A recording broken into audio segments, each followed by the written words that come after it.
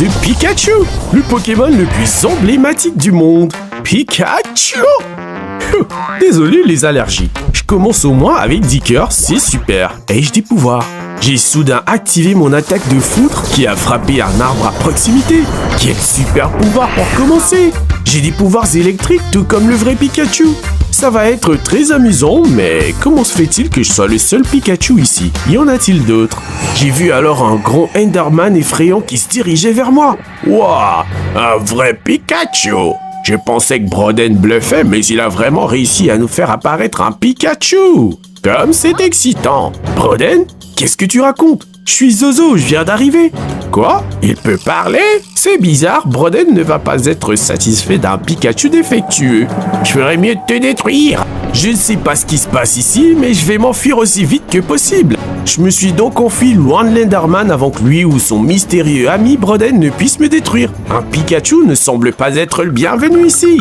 J'ai pris une seconde pour me reposer lorsqu'un squelette s'est approché de moi en titubant. Pas aujourd'hui! D'un coup de foudre, le squelette a disparu. J'ai trouvé un endroit qui semblait être relativement calme et j'ai décidé de m'y reposer. Je ne suis pas censé être ici, mais je dois comprendre pourquoi avant de pouvoir m'échapper. Le jour 2, je me suis dit à mon réveil qu'il était hors de question que je me morfonde sur mon sort dans ce monde. Je dois trouver une solution et pour ça, j'ai besoin de matériaux. J'ai abattu un arbre afin de recueillir suffisamment de planches et de bâtons pour fabriquer une table de bricolage et une pioche en bois. J'ai ensuite extrait des pierres dans le sol pour me fabriquer une pioche et une épée en pierre. Un petit Pikachu tenant une épée, il faut avouer que c'est drôle. Ce n'est pas ainsi que je pourrais intimider qui que ce soit. J'ai pourtant décidé d'explorer avec l'aide de mes outils et je suis tombé sur un golem de fer debout devant un feu de camp en train de se détendre. Il m'a vu mais il n'a pas essayé de me poursuivre ou de m'attaquer. C'était bon signe. Excusez-moi monsieur le golem de fer, pourriez-vous expliquer ce qui se passe ici? Bien sûr. D'abord, réponds à cette question pour moi. Est-ce que je rêve en ce moment? Je ne pense pas. Donc je fais vraiment face à un Pikachu qui parle, hein? Cela doit être le travail de Broden, le conjurateur. Broden? C'est étrange, Enderman m'a parlé de lui. C'est quoi son problème? C'est un type étrange, un prestidigitateur très puissant. Il est super gourmand et possessif, il utilise juste ses pouvoirs pour invoquer des trucs. Et s'il n'est pas content, lui ou ses hommes de mal détruisent. Berk, je suppose que je dois l'arrêter avant qu'il ait une chance de me détruire. D'accord, jeune homme.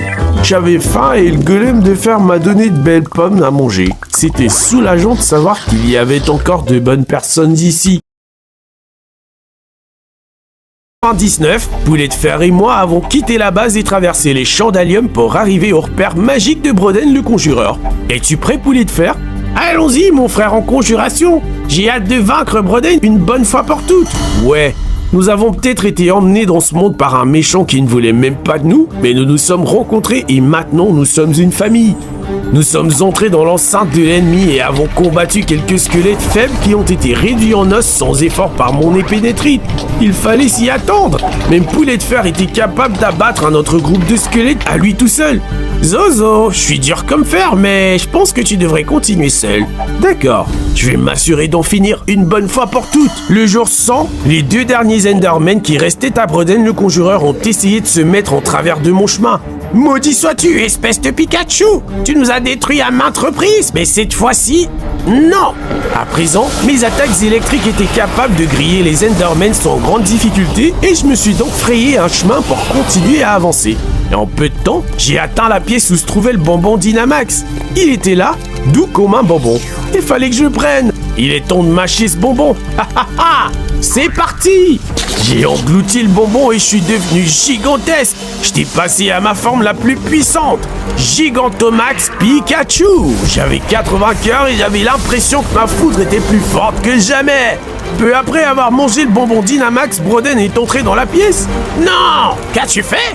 Tu as gagné le pouvoir du bonbon Dynamax! Oui, c'est vrai, et maintenant, Broden? Que dis-tu de ça? Il s'est précipité vers moi et m'a asséné un coup violent, mais j'étais déterminé à le vaincre. Je l'ai donc contré avec des éclairs, j'ai emmené mon épée en étrite dans le combat avec vengeance. Je t'ai conjuré dans ce monde et je peux te déconjurer. Non, tu ne peux pas, Broden.